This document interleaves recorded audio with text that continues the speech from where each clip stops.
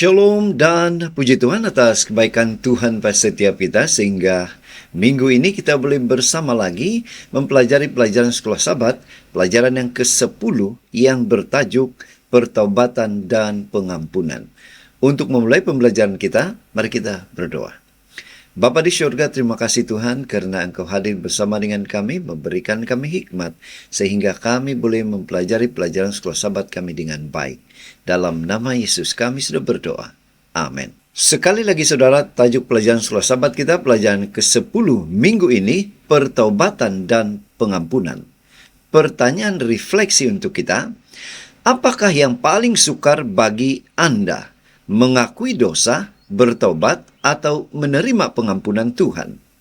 Sahabat yang dikasihi, untuk mempelajari pelajaran sekolah Sabat kita pada minggu ini, bacaan untuk pelajaran ini seperti yang tertera di skrin Anda dan saya.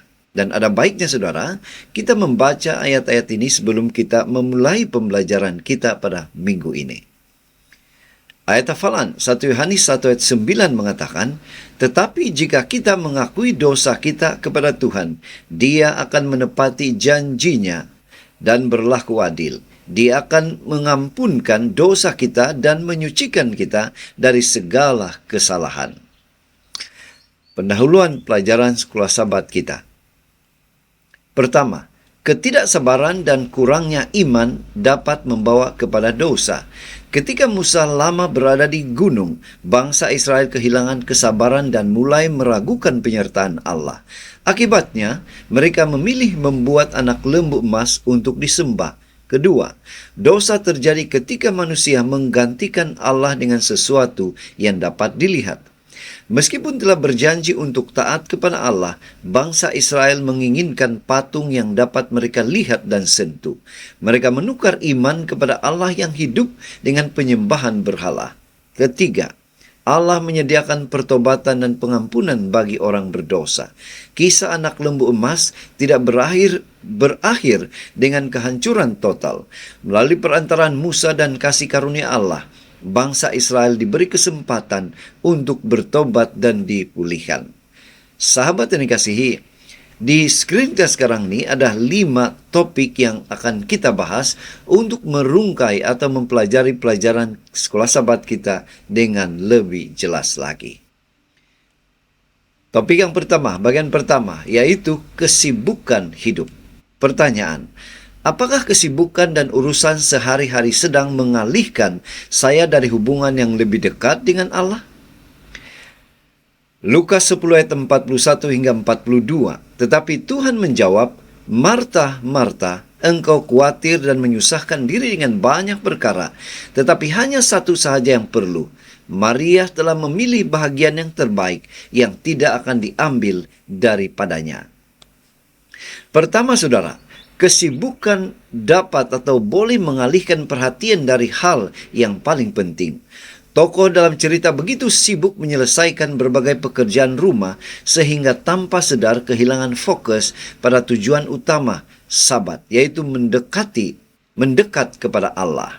Kedua, banyak hal yang terlihat belum tentu menjadi prioritas rohani. Seperti Marta yang sibuk melayani, ia menyadari bahwa kekhawatiran dan berbagai urusan dapat membuat seseorang mengabaikan bahagian yang terbaik, yaitu meluangkan waktu bersama Yesus.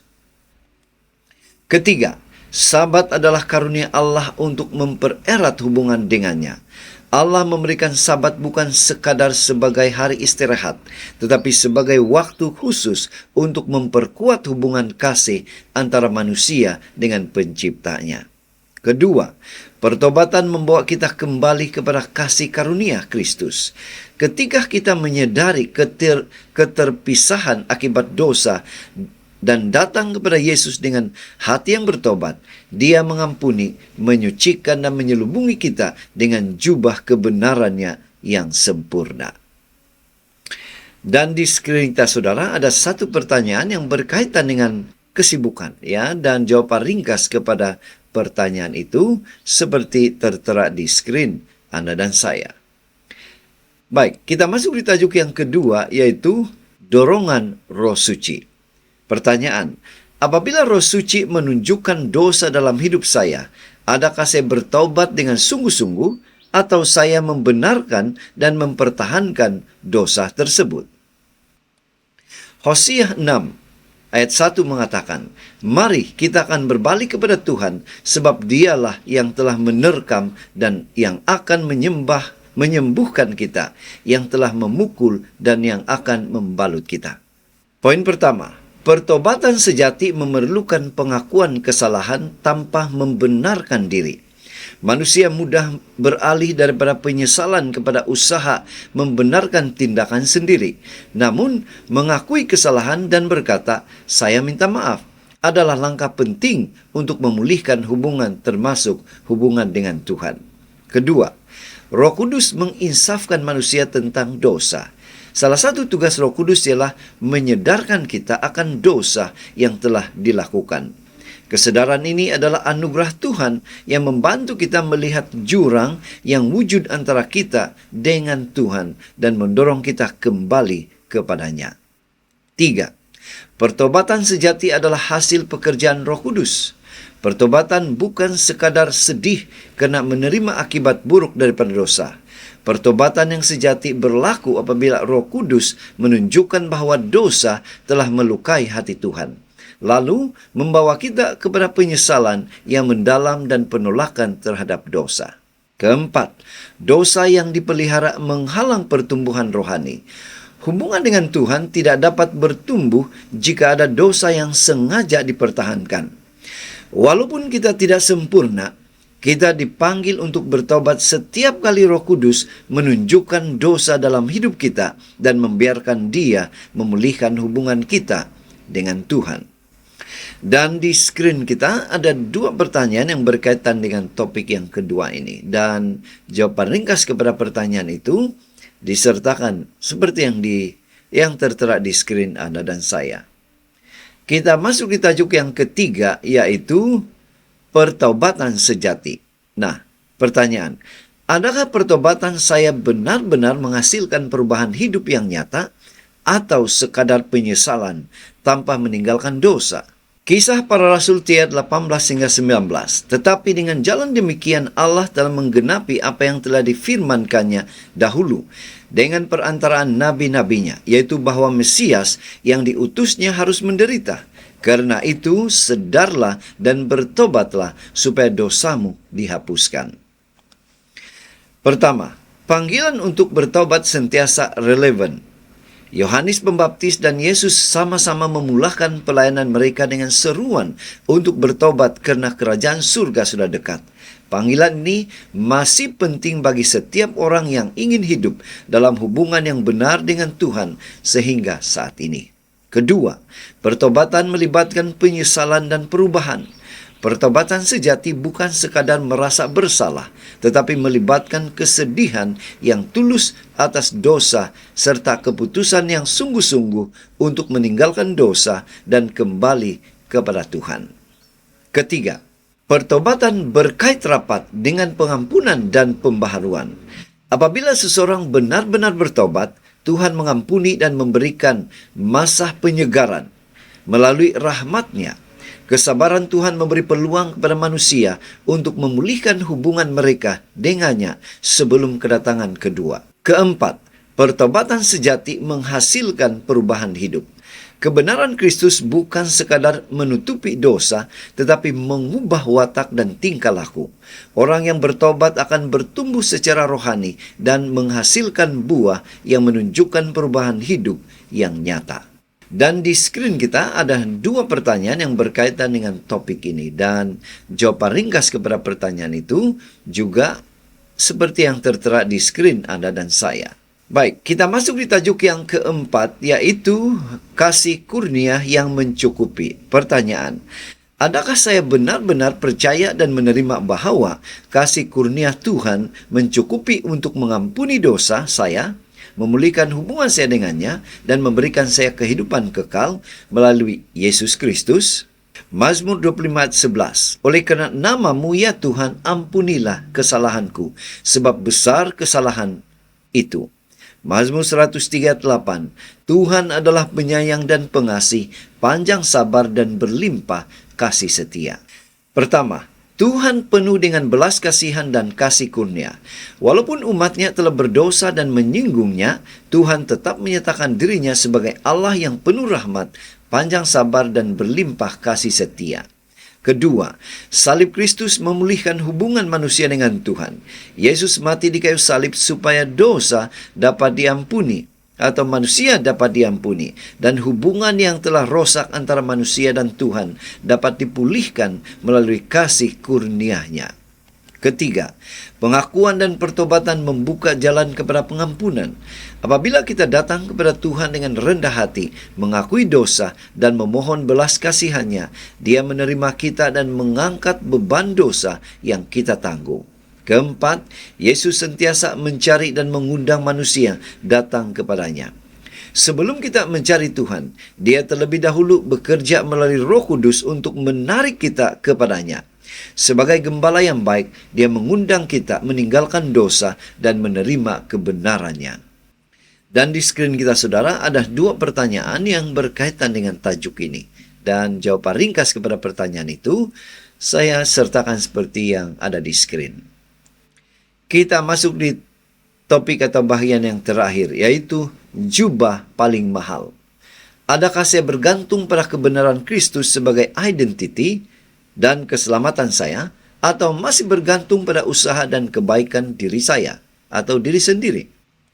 Matius 22:12, Ia berkata kepadanya, Hai saudara, bagaimana engkau masuk kemari dengan tidak mengenakan pakaian pesta? Tetapi orang itu diam saja. Pertama, identiti sejati kita harus berada dalam Kristus. Harta, penampilan, dan perkara duniawi akan lenyap, tetapi hubungan kita dengan Yesus kekal. Oleh itu, identiti kita harus diselubungi oleh kebenaran Kristus, bukan oleh perkara-perkara dunia. Kedua, jubah perkawinan melambangkan kebenaran Kristus. Dalam perumpamaan Matius 22 ayat 1 hingga 14, lelaki yang tidak memakai jubah perkawinan menggambarkan seseorang yang menolak kebenaran Kristus yang telah disediakan untuknya. Hanya melalui kebenaran Kristus kita dapat diterima di hadapan Tuhan. Ketiga, manusia tidak dapat menutupi dosanya dengan usaha sendiri. Seperti Adam dan Hawa yang tidak dapat menutupi rasa malu mereka dengan daun ara, manusia juga tidak dapat memperoleh keselamatan melalui perbuatan atau kebaikan sendiri. Hanya pengorbanan Kristus yang dapat menutupi dosa dan memulihkan kita. Keempat, jubah kebenaran Kristus diberikan kepada mereka yang bertobat dan percaya. Kebenaran Kristus adalah pemberian melalui iman kepada setiap orang yang menerimanya sebagai juru selamat. Jubah ini menjadikan kita layak berdiri di hadapan Tuhan dan perlu, tanda kutip, dipakai setiap hari melalui hubungan yang hidup dengan Yesus. Dan di skrin kita ada 2 pertanyaan yang berkaitan dengan tajuk yang kelima ini. Dan jawaban ringkas kepada pertanyaan itu seperti yang ada di skrin kita. Pandangan tambahan dari pena inspirasi juga atau dari berbagai penulis mengatakan, pertama, hati yang terbuka dan mencari Tuhan perlu dipersiapkan untuk menerima pekerjaan Roh Kudus. Seperti tanah yang perlu dibajak sebelum menerima hujan, hati kita perlu dipersiapkan melalui pertobatan, pencarian akan Tuhan, dan kerinduan untuk hidup dalam kebenaran-Nya. Kedua, pertumbuhan rohani adalah hasil kerjasama antara manusia dan Tuhan. Tuhan bekerja dalam diri kita melalui Roh Kudus, tapi kita juga perlu memilih untuk berpaling kepadanya, berpegang teguh kepadanya, dan setia berjalan bersamanya setiap hari. Pena inspirasi juga menjelaskan, sesiapa yang ingin menjadi anak Tuhan mesti menerima kebenaran bahwa pertobatan dan pengampunan hanya dapat diperoleh melalui pendamaian Kristus. Dengan keyakinan ini, orang berdosa harus berusaha selaras dengan pekerjaan yang telah dilakukan bagi pihaknya dan dengan doa yang tidak jemu-jemu memohon kepada takhta kasih kurnia agar kuasa pembaharuan Tuhan datang ke dalam jiwanya. Kristus tidak mengampuni sesiapa kecuali mereka yang bertobat. tetapi mereka yang diampuninya terlebih dahulu dibuatnya bertaubat. Penyediaan yang telah dibuat adalah sempurna, dan kebenaran Kristus yang kekal diperhitungkan kepada setiap jiwa yang percaya. Jubah yang mahal dan tidak bercelah yang ditenun di alat tenun surga telah disediakan bagi orang berdosa yang bertaubat dan percaya. Jadi, saudara dan saudari yang dikasihi dalam Kristus, dari pelajaran ini ada 5 kesimpulan penting. Pertama, kesibukan boleh menjauhkan kita daripada Tuhan. Perkara-perkara harian yang kelihatan penting boleh mengalihkan perhatian kita daripada hubungan dengan Tuhan. Kita perlu sentiasa memilih bahagian yang terbaik, yaitu meluangkan masa bersama Yesus. Kedua, Roh Kudus memimpin kita kepada pertobatan. Roh Kudus menginsafkan kita tentang dosa dan mengajak kita kembali kepada Tuhan. Pertobatan yang sejati bermula apabila kita berhenti membenarkan diri dan dengan rendah hati mengakui kesalahan kita. Ketiga, pertobatan yang benar menghasilkan perubahan hidup. Pertobatan bukan sekadar penyesalan, tetapi melibatkan keputusan atau pilihan untuk meninggalkan dosa dan membiarkan Tuhan mengubah watak serta kehidupan kita. Pertobatan membawa pengampunan, pembaharuan, dan pertumbuhan rohani. Keempat, kasih kurnia Tuhan mencukupi untuk mengampuni dan memulihkan. Walaupun kita berdosa, Tuhan tetap penuh belas kasihan. Melalui salib Kristus, pengampunan dan pemulihan hubungan dengan Tuhan tersedia bagi setiap orang yang datang kepadanya dengan hati yang bertaubat. Kelima, kebenaran Kristus adalah satu-satunya dasar keselamatan kita. Kita tidak dapat menyelamatkan diri melalui usaha atau kebaikan sendiri. Hanya dengan menerima dan memakai jubah kebenaran Kristus melalui iman, kita dapat berdiri benar di hadapan Tuhan dan hidup sebagai anak-anak-Nya. Jadi saudara dan saudara yang dikasihi dalam Kristus, sekian saja ringkasan pelajaran Sekolah Sabat kita pada minggu ini. Semoga ini boleh membantu kita sementara kita mempelajari pelajaran Sekolah Sabat kita pada minggu ini. Tuhan memberkati kita. Kita berdoa. Bapa di surga, terima kasih Tuhan karena Engkau hadir dan memberikan kami hikmat, sehingga kami boleh mempelajari pelajaran Sekolah Sabat kami dengan baik, jelas, dan kami boleh mempraktikkan pelajaran dari pelajaran Sekolah Sabat itu. Dalam nama Yesus kami sudah berdoa. Amin.